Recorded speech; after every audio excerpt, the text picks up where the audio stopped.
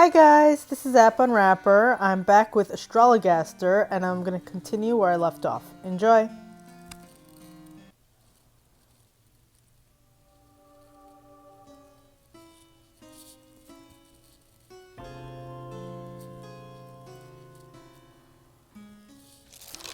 Though she never went to school, and she's kind and never cruel, do not take Alice for a fool.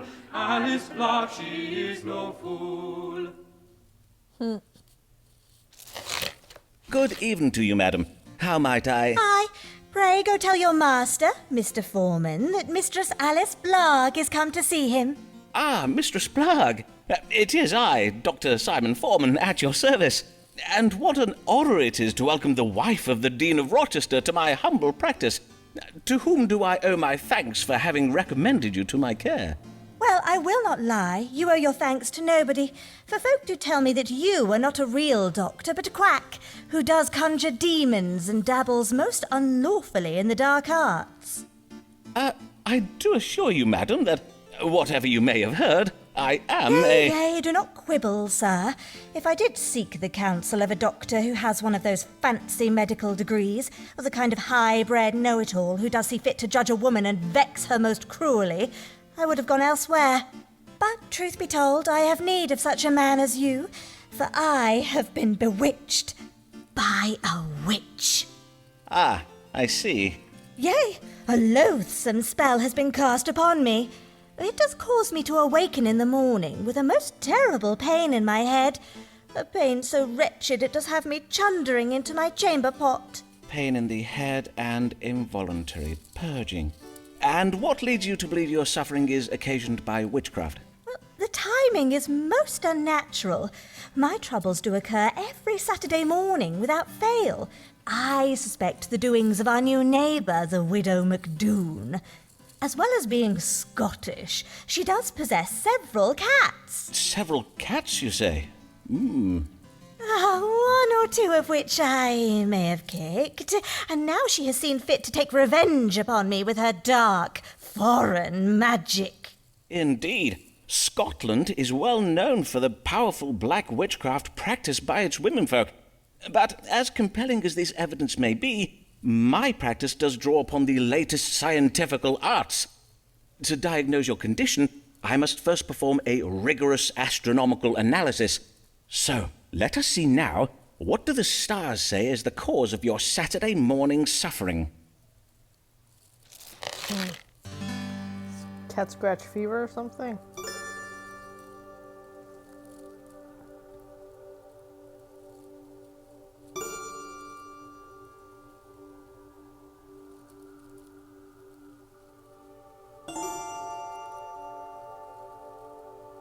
Oh, let's choose Bewitched. Your feminine instincts serve you well, Mistress Blagg.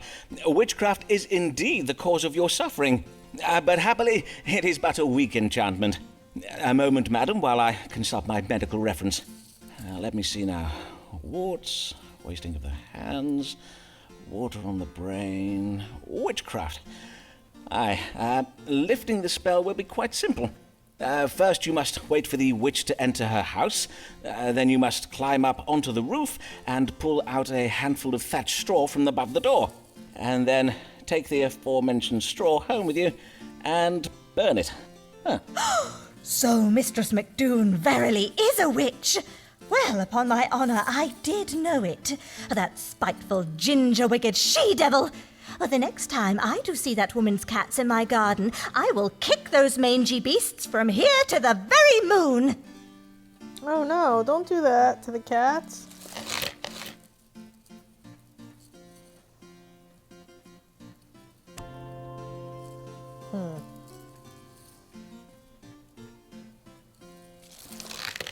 Beware conspirations, plots and machinations, the schemes of big physic to sell you their wares. Their cures to us violence, but they call it science. They mock our beliefs and belittle our fears. Well met, Mr. Mugg. How fare you since our first consultation? It seems as you were right. Though I was, in sooth, much troubled with the vile disease of, what did you say it was? Fudgipus and Honeyman, I did not die. Frigidus ad hominem. I am most glad to hear it, sir. Indeed, you do look well. Well, mayhap I look well now, but 'twill not be for long. I have been poisoned. Poisoned? By the saints! Who is the author of this foul deed? My friend George Sprottle, the bookbinder. I did dine with him not 2 hours ago. Ah, I see. A bout of evil digestion. Pray tell, was there turned meat or some such at table? Nay, not meat. 'Twas a pie full of cherries. I had a bite of it afore I knew what I was eating. Cherries, you say? Aye, cherries. And this after I took particular care to give Mistress Sprottle a list of foods I must not eat. I added cherries to the list when I did hear that the Countess of Devonshire has declared against their noxious qualities. The Countess of Devonshire, you say? Noxious qualities, indeed. And now your symptoms, Mr. Mugg. Had you any reaction after eating these cherries? My reaction? Well, I reacted as any man would. I spat them out. And know you what Mr. Sprottle did then, Dr. Foreman? Nay, but pray tell. He did laugh at me. He even called me a dinner-ralphing fusspot. Fie, I may soon be in the grave, thanks to George. Will he still be laughing then? Well, let us not speculate, shall we, Mr. Mugg? Now, let us see what the stars may tell us. What ails Nicholas Mugg? Sounds like a hypochondriac.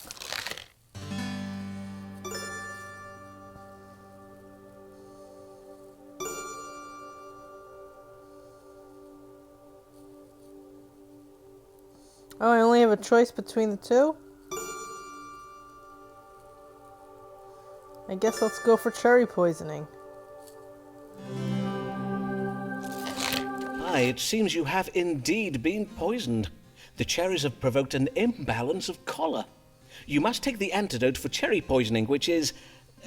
let me see what I have here in my cabinet. Ah, yes, Saccharum officinarum. Dissolve a pinch of these crystals on your tongue before dinner for a week. Saccharum? Saccharum officinarum, more commonly known as sugar. Sugar, forsooth. I have heard tell of sugar. 'Tis a rare and fine substance, I do believe, and therefore doubtless most efficacious.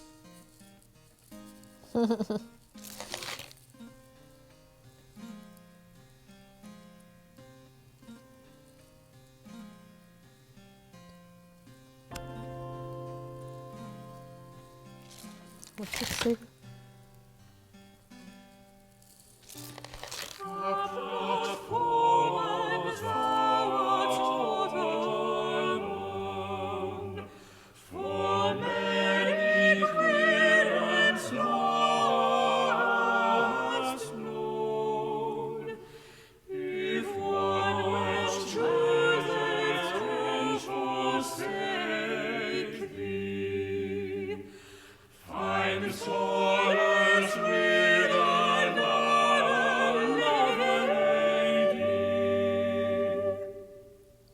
Just gonna hit on every woman. William! Ah, there you are. Did Mistress Allen call whilst I was out this day? Nay? You're quite sure about that, are you? I see. I cannot understand it. Why has Avis not come these past weeks? Does she no longer wish to see me?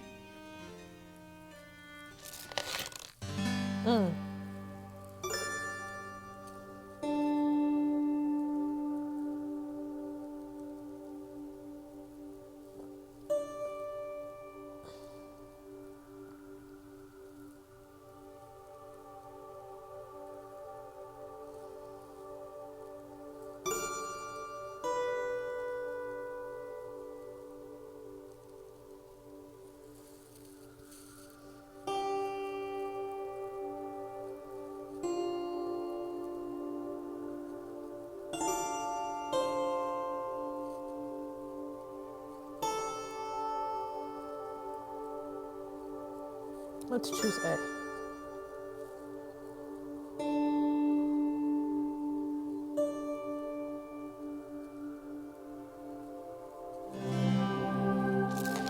So, 'tis the madness of my love that keeps Avis away. My jealous passions and accusations have vexed her, mayhap even caused her fright. When she comes to see me again, for she surely will, by and by, I must remember to be kinder to her, to not plague her with my suspicions. And until Avis does return, well, there are other women in the world, are there not? Wasn't she pregnant with his baby?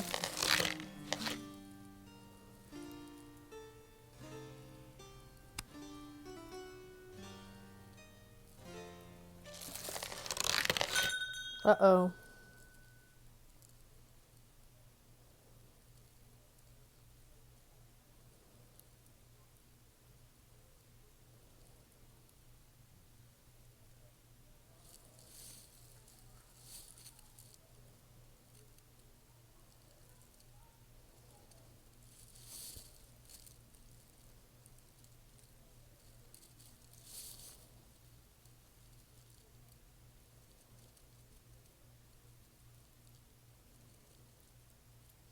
Oh no.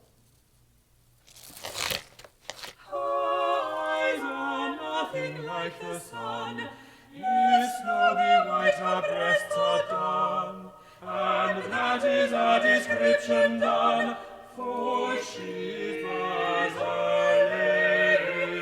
She's but a lady.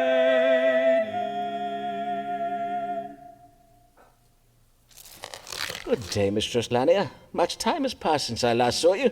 How do you fare? In truth, not well, Dr. Foreman, not well at all. Then I am full sorry for it, madam. Pray, tell me what manner of ill has befallen you.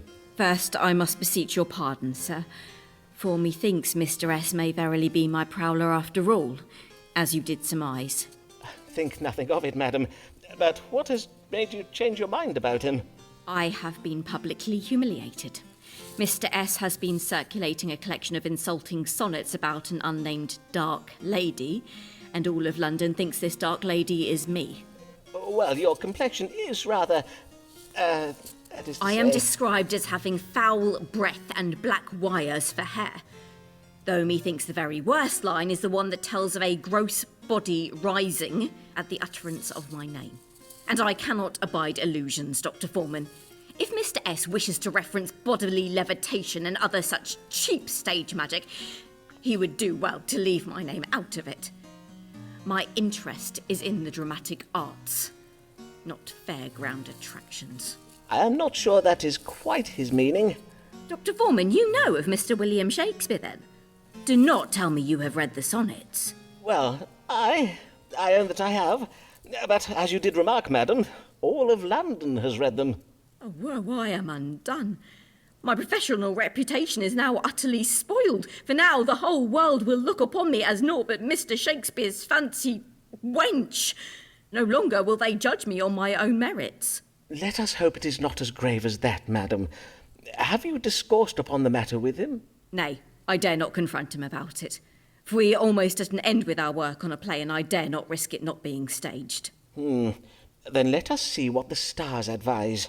What may Mistress Lanier do to restore her professional reputation?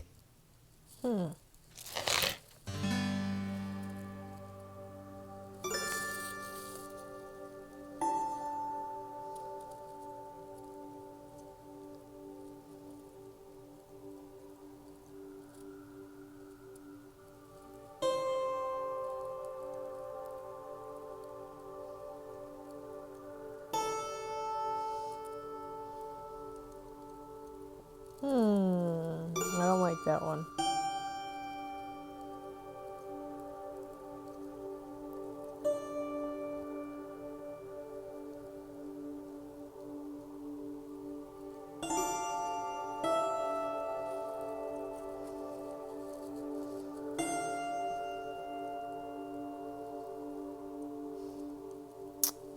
Should be.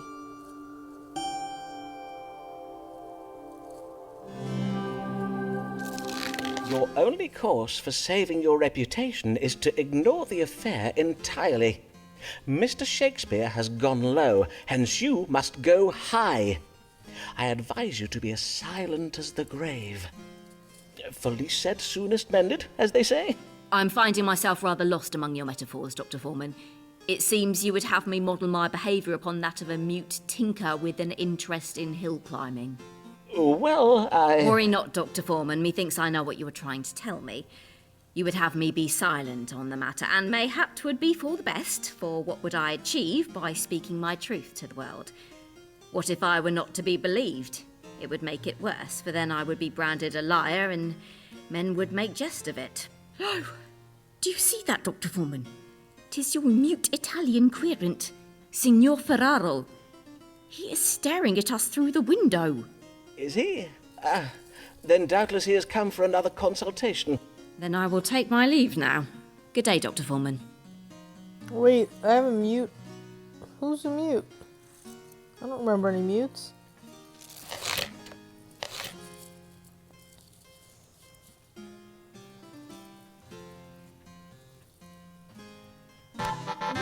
Yay!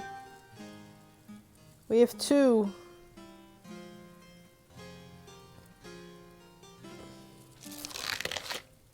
It feels like an Italian cliché.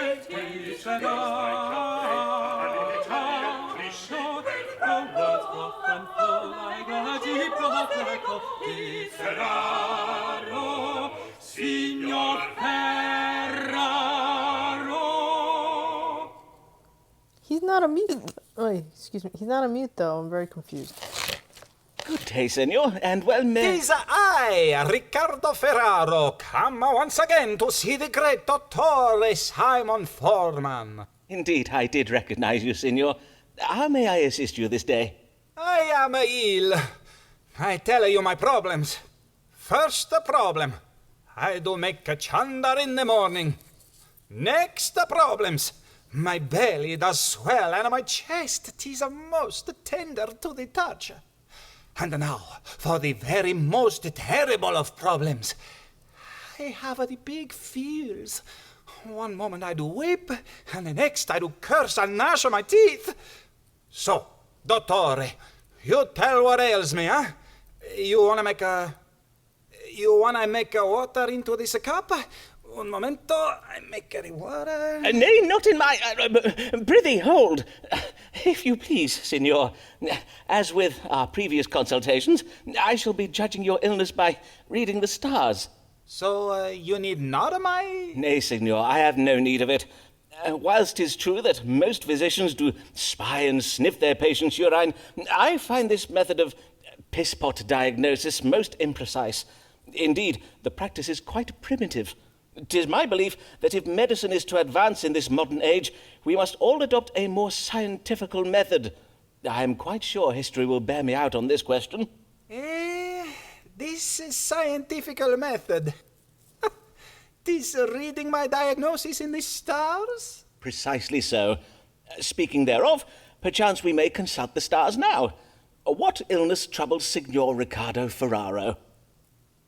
I don't know. He sounds like he's dying. Sounds a lot of stuff wrong with him.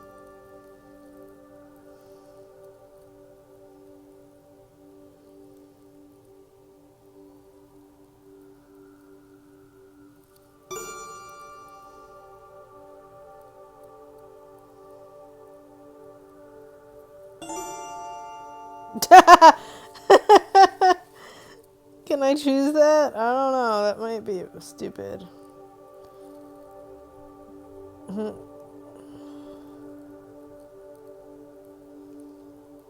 Denial. I kind of want to pick this just to see what happens. I'm going to choose it because it's fun. This is exceeding strange. Your complaints of a tender chest, morning purges, swelling, along with the positions of the planets, they suggest you are with child. You would judge me, a man, as being with a child? God's blood! What kind of a dottore are you? Well, indeed, it does seem strange. I may have gotten my calculations wrong. Unless, of course, your moustache is naught but a canning disguise. But I jest, senor. 'Twas not my intention to doubt your manliness. You jest! A lady who would disguise herself as a man? So silly. I think you see too many plays by Mr. Shakespeare, huh? Ricardo Ferraro bids you good day. Aw. I just wanted to have fun with that. Now he lost his... Aw. Oh, he's not going to give me a letter of recommendation.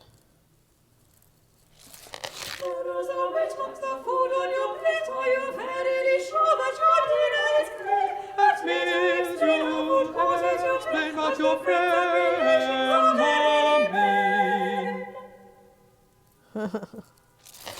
Good day, Mr. Mugg. Pray tell, did the matter with the, cherries resolve itself in the end? Those sugar crystals you gave me did work wondrous well. Verily, Dr. Foreman, methinks you should fashion this medicine into little round pills and sell them by the score. I warrant you would make your fortune. Yes, if only I could have my querents believe that mere sugar pills were the cure for all their ills, great and small, I would be a very rich man indeed, would I not? And what may I assist you with this day, Mr. Mugg? I have the spotted fever. I must begin treatment now, or else I will... Hold, sir. The spotted fever is exceeding rare. Why would you think you have such a disease? Well, sir, not only am I covered all over in red spots, I have lately taken to chundering, such as are the very symptoms listed in the medical book I did read. I am already taking the treatment Mr. Cogan prescribes, but now I require... You mean to say you have read Thomas Cogan's Haven of Health? Why, that is a most technical book, writ for doctors and medical students. How did you come to be reading it? My friend George Sprottle did bind a printing of it in his shop. He kindly let me spy some pages afore 'twas sent up to Cambridge. Oh, but Dr. Foreman, I forget myself. You have no medical degree, so you doubtless have not read it. Mayhap if I ask George nicely... Sir, let us consult the stars and see if they may tell us what ails you.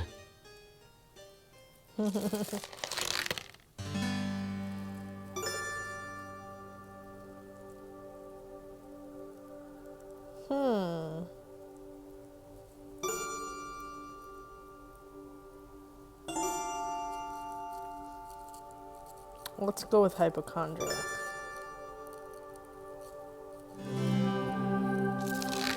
The spots on your privy member suggest a mild venereal disease. Such pustules can appear so foul in appearance as to induce involuntary upward purging, as is the case here. It's also indicated that you suffer from hypochondria. Dr. Foreman, did you not hear me? I said nothing of spots being on my yardle. On my word, I know not why folk even bother with doctors. Not now we have books to consult. One thing more, if you please, Dr. Foreman, for I feel I must give ye warning. A great storm is coming. I feel it in my bones, and my bones do always speak true. You would do well to bide indoors at the first sign of wind and rain. God keep you well, Dr. Foreman. Oh well. Aw. I'm not gonna get my letters of recommendation if I keep screwing up. Almighty God, guide servant Thomas Blagg, reach forth thy gracious hand, and slap sense into him. Good morrow, Dean Blagg. How fare you this day? Well, Dr. Foreman, I must own that I do not fare well, for my recent investments have left me in a rather vexing financial position. Verily, that is ill to hear.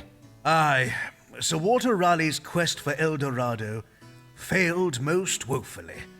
His ships did return with naught but a few sacks of worthless root vegetables. I cannot fathom it. We are Englishmen. We do not eat vegetables.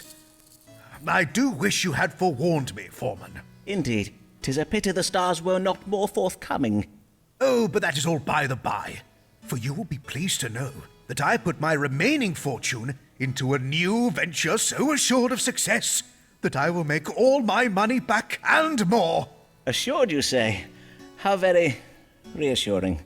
I have invested in an expedition to intercept a fleet of Spanish ships carrying gold back from the New World. For this expedition, Sir Walter Raleigh will be joined by that famous military genius, Robert Devereux, the Earl of Essex. So success is virtually guaranteed. There is but one small worry, however. Ah, only one? Aye. 'Tis that Raleigh and Essex set sail full 2 months past, but there is yet no tidings of them. Such silence is a trifle vexing. Have they yet captured the Spanish treasure ships? Surely no ill has befallen them. A most vexing mystery indeed. Let us see whether the stars can tell us what has become of this expedition.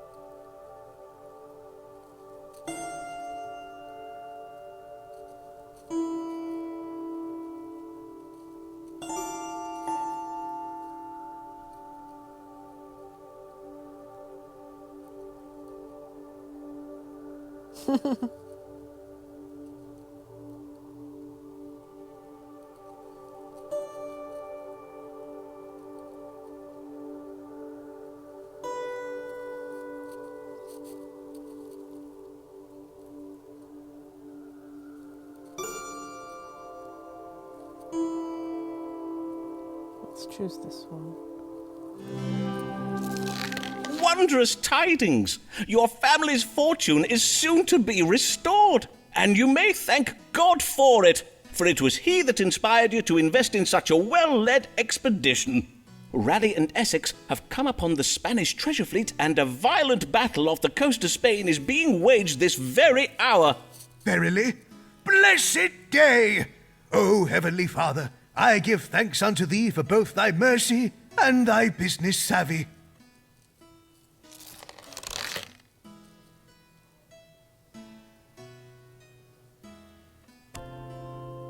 Let's see if I can get a letter of recommendation from him. I don't know. Why must this wench act so distressed? Mayhap she can't abide a jest. No welcome love when 'tis professed. What an ungrateful lady! What an ungrateful lady!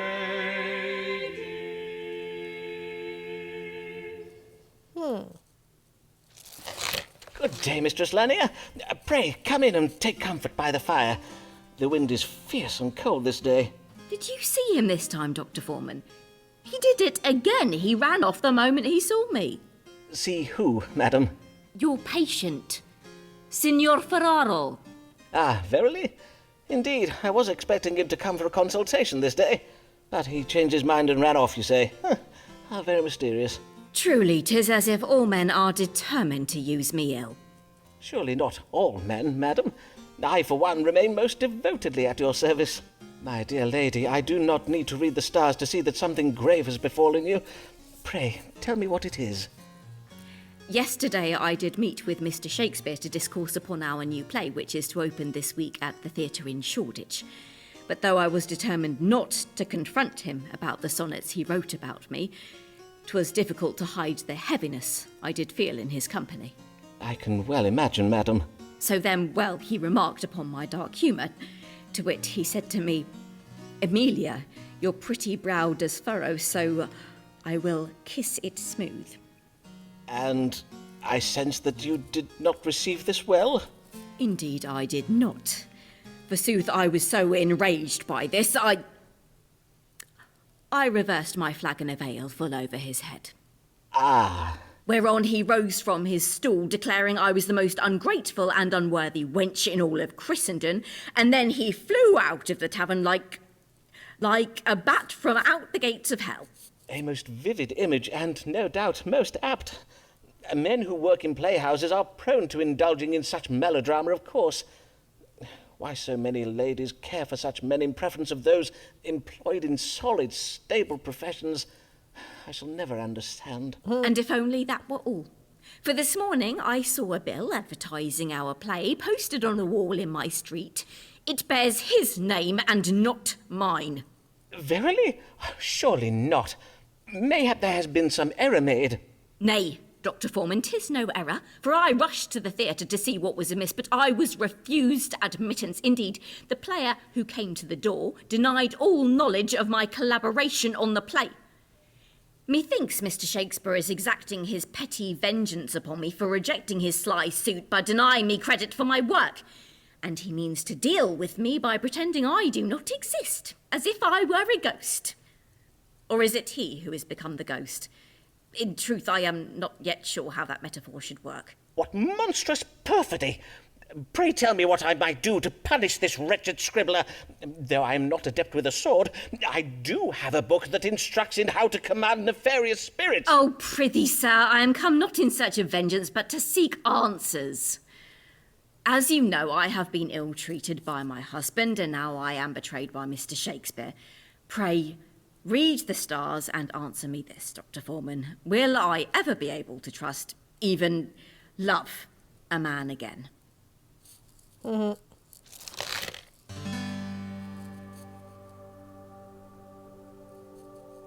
Wait, there's only one option. Whoa.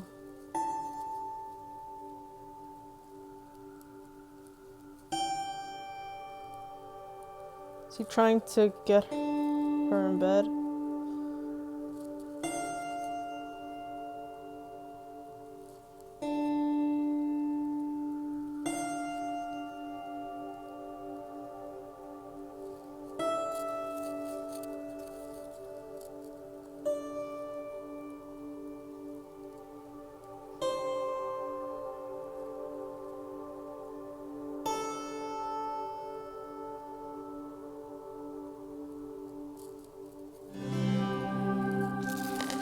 To your question of whether there yet be a man in this world worthy of your trust and affections, forsooth, I have never seen an arrangement of stars that speaks so clearly. Verily? Then pray tell, what answer does it give? My dear lady, the answer you seek need not be divined by reading the stars. It may be read in the signs you see before you now. To wit, the answer you seek is right in front of you. I am afeard I do not follow, Dr. Foreman.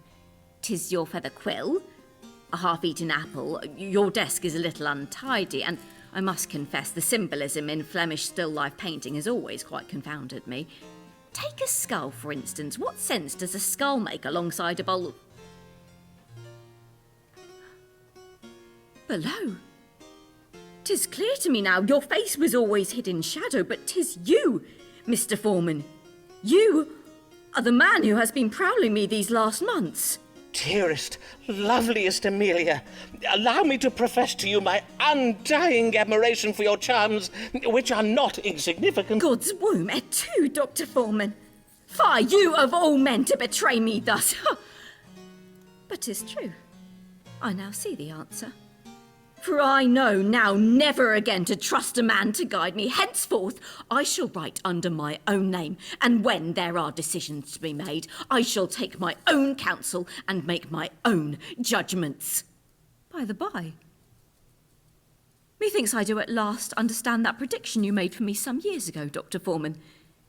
The one about how belief is required if I am to succeed. 'Tis a belief I must hold not in the inevitability of my own personal success, but of the successes of the women who will come after me. Farewell, Dr. Foreman, and clean your desk. Verily, 'tis quite disgusting. Yay, I like her.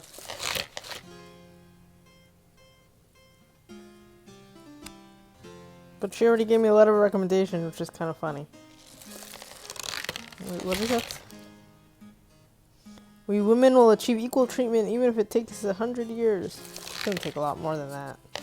Lancelot Moore is of a great house. Much does depend, much, on his choice of a spouse. He must be well, to consecrate wealth. No man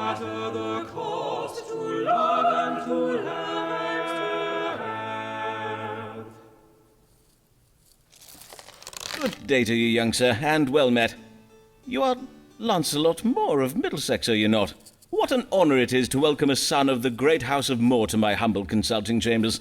'Tis indeed I, Lancelot Moore. I will own it. But hear this.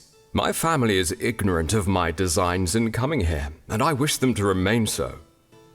Which is why I come to you, Mr. Foreman, for methinks you are not such a man who would ever find himself in the company of a family such as ours.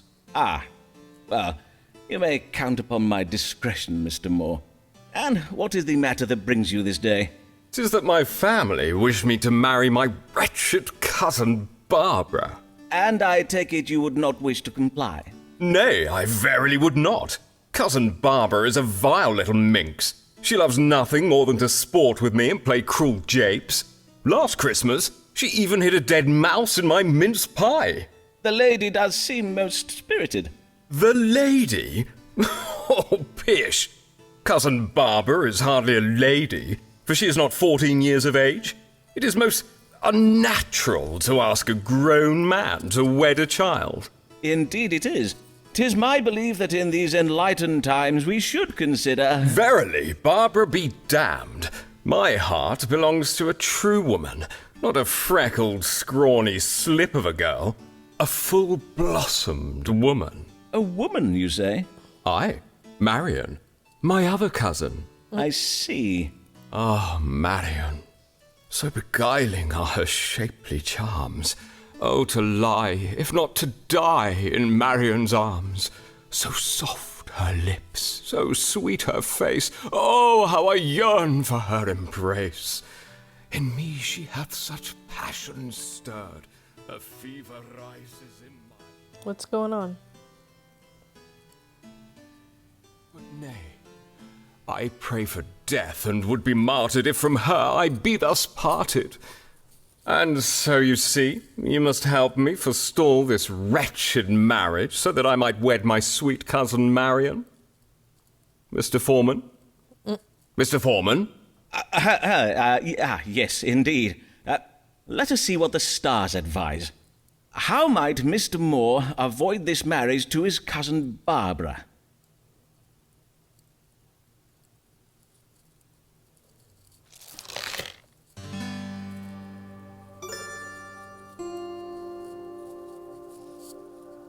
Oh no.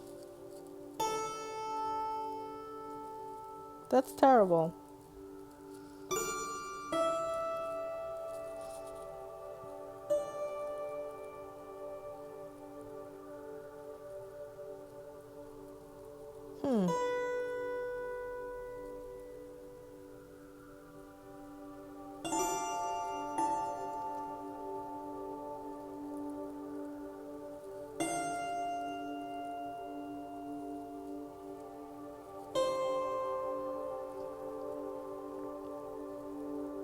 I think I'll choose C. It is apparent you do not wish to marry your cousin Barbara. But have you considered whether she wishes to marry you? Nay, but I cannot think why she would not want to marry me. I am exceeding eligible. Aye, doubtless you are, Mr. Moore. But do you not think her unkind japes may indicate she harbours some degree of malice towards you? Mayhap you are right. I did find a toad in my bed Thursday last. 'Tis as if Barbara were possessed by a demon. Very possibly. And thus possessed, she may be distracted and not wholly aware of your, fine qualities. I advise you to simply bide your time. For the stars suggest she is a cunning maid who plans to thwart the marriage using a method of her own devising. Verily? Then I will leave it all to Barbara, as you advise. But it shall be on your head if I'm forced to marry her, Mr. Foreman. Uh-oh.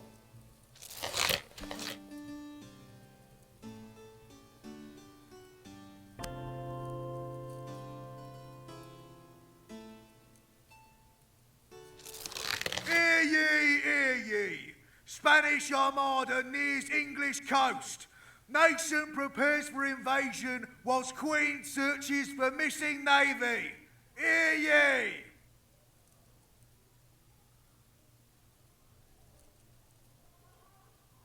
Alright, I'm going to take a break here, but that's Astrologaster. It's fun. I hope I can win. I don't know, I feel like I'm not doing too well. But we'll see. If you enjoyed this, please subscribe to my channel. Thanks. Bye-bye.